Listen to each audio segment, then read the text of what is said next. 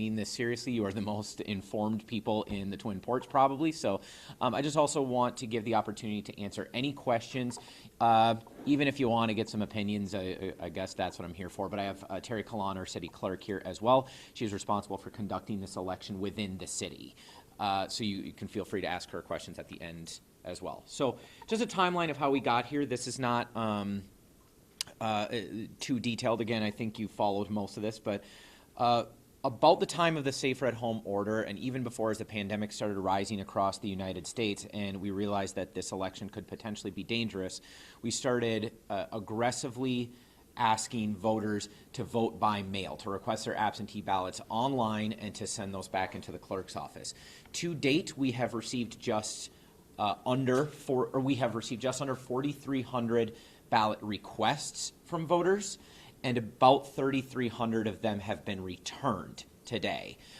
For comparison, our highest recent spring elections were the 2016 presidential preference primary, which for context you'll remember featured on the Republican side Donald Trump versus Ted Cruz in a very contested election, and on the Democratic side Bernie Sanders and Hillary Clinton.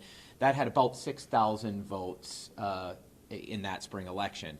The year before that, or I'm sorry, the year after that was the spring mayoral election, which are usually higher turnout. That featured about 5,300 votes. So to have 3,300 ballots returned means we are well over 50% turnout, most likely, in this election. Now, we can't predict turnout very well, but if it were to go over 6,000, I would be surprised. We don't have a very well-contested preference primary anymore, but we do have several contested city council races and a very hotly contested Supreme Court race. Shortly after the Safer at Home request, Governor Evers called the legislature to special session, asking them to consider several key elections to make the election safer. Chief among those was making this election ballot by mail only and closing the in-person polling places. And an extension of the time for voters to send and the clerks to receive those ballots. The legislature declined to consider these proposals. Shortly after that, the city of Green Bay, I believe they were solo, but they might have been joined by others in the lawsuit, sued the state of Wisconsin in federal court, demanding the elimination of in-person voting in this spring election.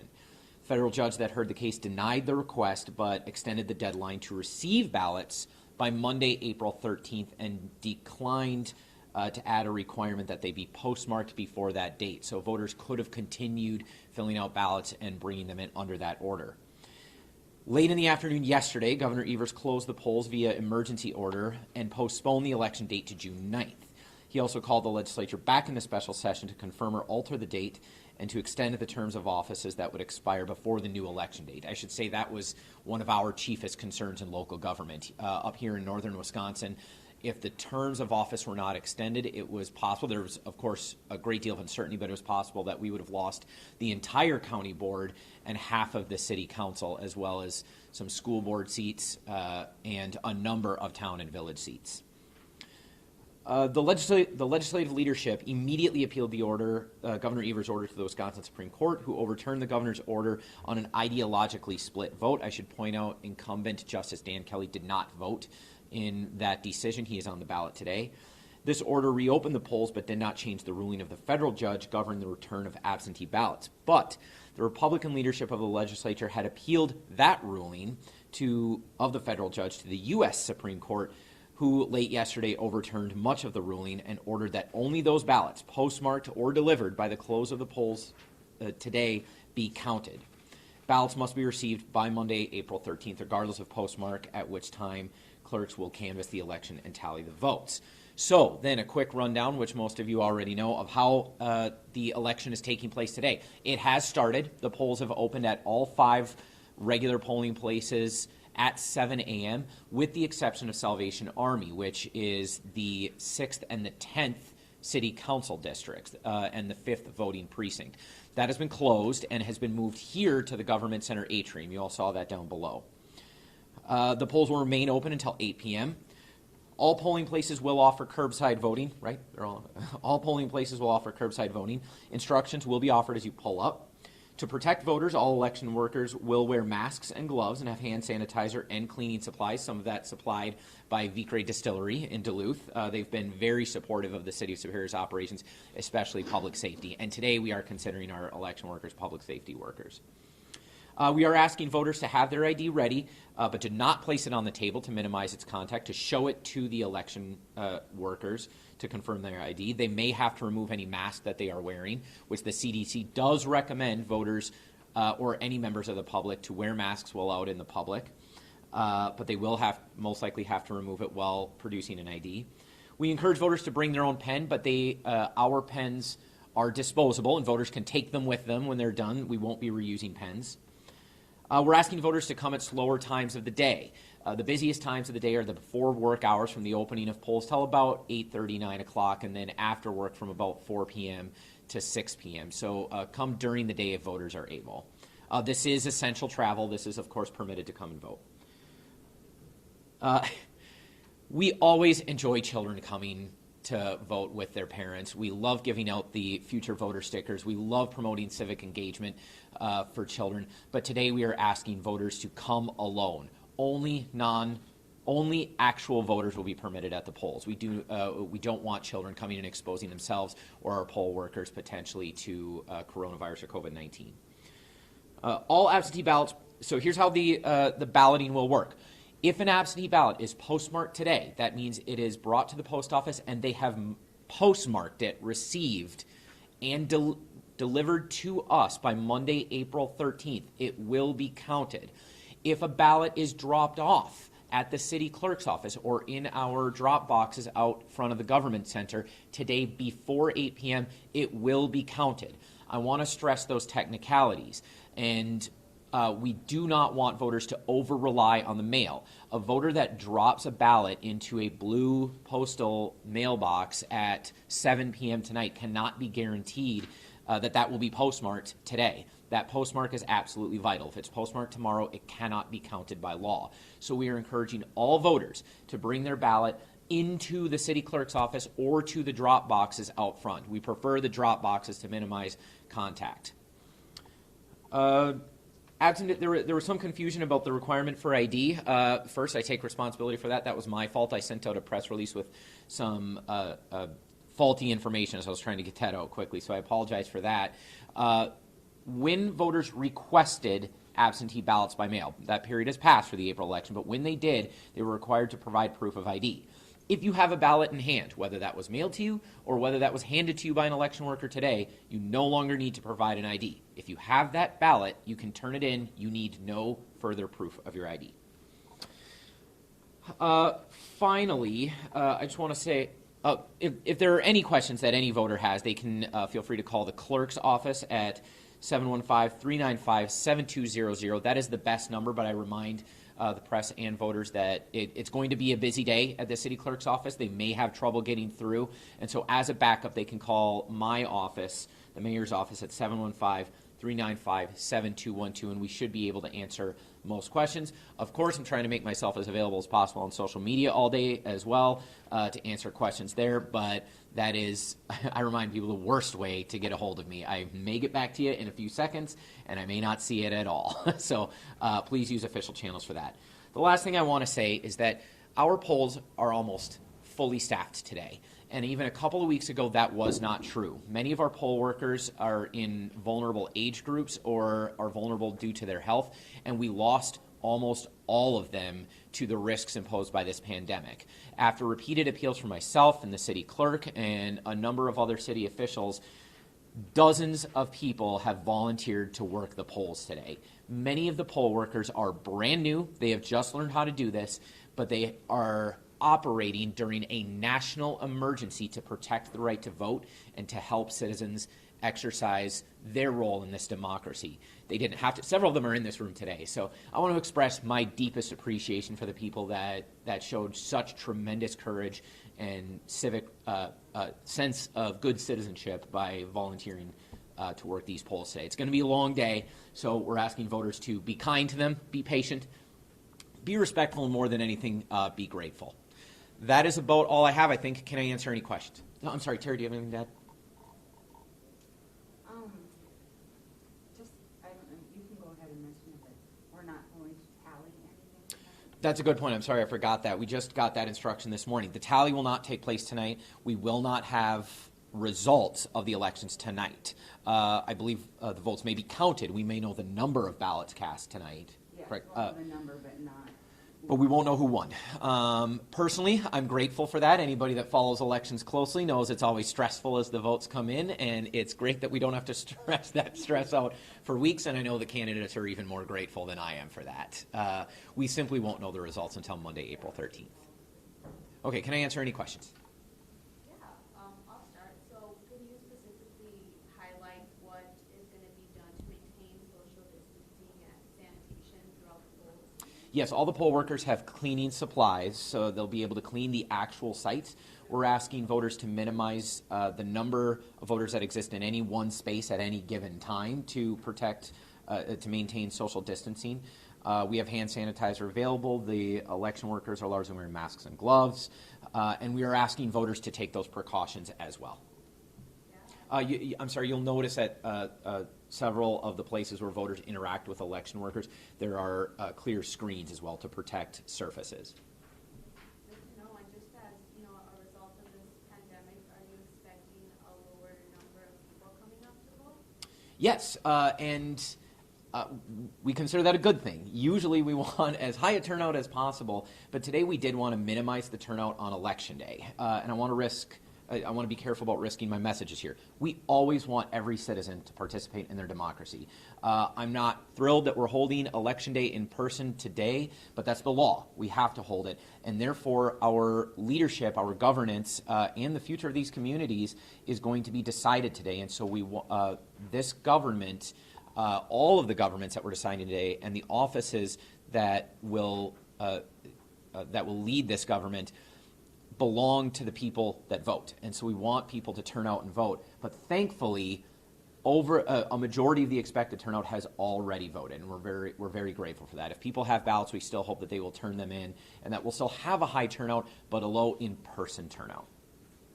Yeah, and then could I just also ask if you could clarify with that email that got sent over the weekend with absentee ballots needing to have a form of ID, do those ballots still need to have that ID? No.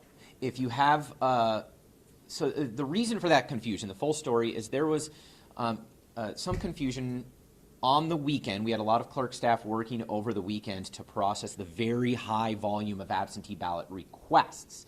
So when you request a ballot from online at the MyVote website, you are required to provide ID. Some people did not do that, and so they were. Our staff were worried that they were under the impression that a ballot was coming when it was not. And so they reached out to a number of people to say, hey, you must provide your ID. And that caused a great deal of confusion. Here's an email coming from a source saying, hey, text me a picture of your ID with all your personal information on it, and on a Sunday morning when the clerk's office would almost never usually be open. So we tried to clarify that they might to let folks know that they might get an email from us asking for that ID, but it was only those that requested a ballot. If you got a ballot, it's because you met the requirements to get a ballot that includes an ID. If you are holding a ballot, whether it is from election staff today or whether you got it in the mail, you no longer need an ID to vote. Just send that ballot in. Bring it in. Just bring that ballot in. That verb is important. Yeah, and are you able to talk about how many registered voters and again, how many absentee ballots you guys have gotten? Yeah, it's just under 4,300 ballot requests for today's election, for the April 7th regular spring election, and we've received about 3,300 of those back. So about 3,300 people have already voted in this spring election. More may come in. We can continue to receive those all day today by mail or in person until 8 p.m., and we can receive them by mail for the rest of the week until Monday, April 13th, as long as they were postmarked today or earlier. If they are postmarked tomorrow or the next day or any day after today, they will not be counted. Mayor, could you clarify the numbers you mentioned at the beginning when you compared it to the last presidential preference election where about 6,000 votes were cast? Was that total votes or was that absentee ballots? Total votes. That's total. That's the turnout of the whole election. Okay. So do you have a sense of is this a really high number of absentee ballots? Yes, this is a historically high number. We've never seen anything like this. So on the whole, it's a good thing. Personally, I hope that this changes the landscape of elections. I know it definitely overwhelmed our clerk's office this year.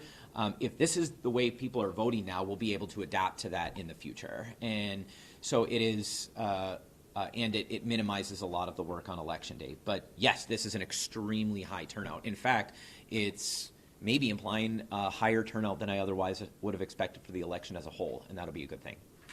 And just lastly, you mentioned that you might not be real thrilled about this taking place in person today. Nevertheless, are you confident this election can take place safely for folks who are coming to vote in person? Yes, we've known that this election was likely going to happen for weeks now. Part of the reason I brought up that timeline is it seemed clear to most people that were following this process that the law only allows the legislature to change an election date. And the state Supreme Court has made that law clear. And so the legislature has also made it clear that they have no intention, and they never had any intention of moving this election date. So we've been preparing for an in-person election this entire time. And we also knew that this would be an in-person election in the middle of a very serious pandemic. And so this has been a regular part of the discussions in the daily Emergency Operations Center conference calls about how we will protect the City of Superior election and all of the elections taking place throughout Douglas County. I can confidently say that every possible precaution has been taken, and that's because of the outstanding planning that has come out of our clerk's office and the hard work of pretty much everybody participating, working this election. And I'm sorry, just those numbers from the beginning, those are City of Superior polls. Like City of Superior, those yes. aren't Douglas County. No. Okay, gotcha. Thank you, I'm done.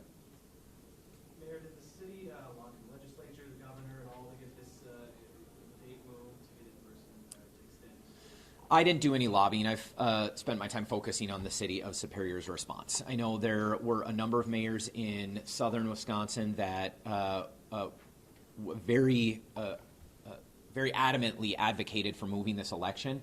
I agree with the governor that it would have been the wisest decision to move this election. But that's just not my role. Our role here is to conduct an election. And I should point out, in northern Wisconsin, the circumstances were very different than in southern Wisconsin. We have a special election several weeks from now. As soon as this process is over, we're doing it again for the special congressional election. And so to move the April election, unless they were going to also change the date of that special election, it really wouldn't have solved any problems for us. So we spent our time preparing to follow the law, to follow the orders that came from the governor, the legislature, and the courts. Any other questions? Do you have any concerns about the confusion with all the late court rulings? Yes, absolutely. What impact that might have on the election? Yeah, confusion is one of the most dangerous things in any crisis, and the election is one small part of this crisis, and to be quite frank, I do worry about the role that it will play in an unfolding pandemic. I believe that we've done a very good job in northern Wisconsin in containing this crisis. We have 6 confirmed cases of coronavirus in Douglas County. That number has not climbed despite dozens and dozens of tests almost daily.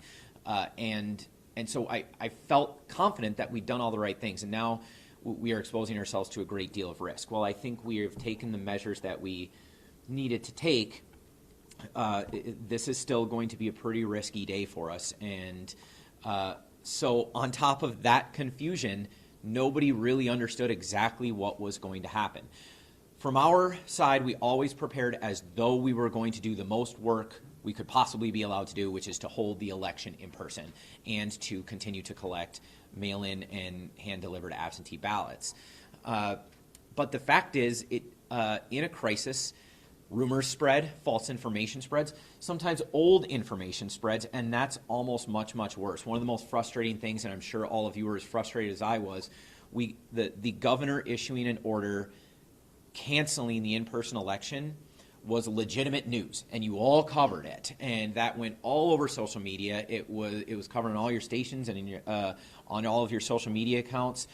And hours later, that changed. And so if you were to scroll through a Twitter or Facebook account, you're going to see just as many alerts that are fully true that the governor canceled the election as you will that the Supreme Court reinstated it. It is a confusing time. It's why I'm counting on you to spread this word as aggressively as you can today that the election is on, that we are taking every possible precaution to keep people safe.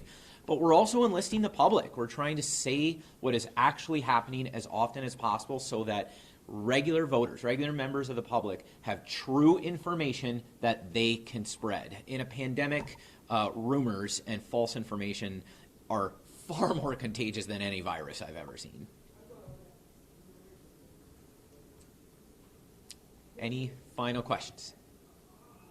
Terry, about how many ballots did you process over the weekend, and when were the last ones mailed to voters?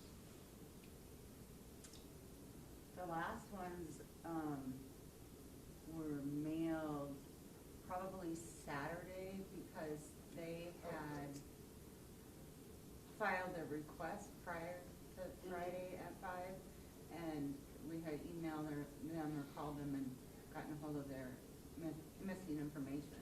So those went in the mail on Monday. Okay. So Saturday was the last day. For the news, Saturday was the last day ballots were mailed out. TV. Thank you, everybody. Thank you.